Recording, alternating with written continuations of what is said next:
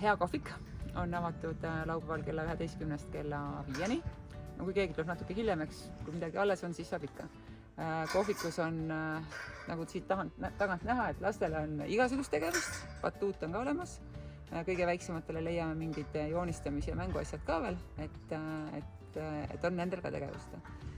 No süüa saab, oma ahjust on suitsuliha, täna sai juba valmis, köögis on imehea lõhn.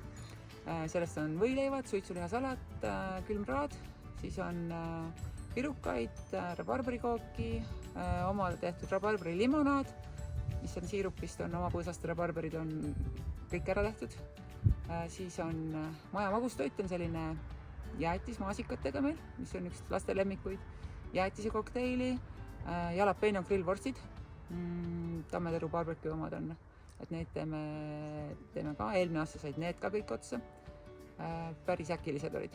Aga kohvik on lastelt lastele nagu, ja tegelikult ka täiskasvanutele, et õde on mul teinud ise rabarberi vahuveini ja põldmarja vahuveini, et kohtumiseni laupäeval.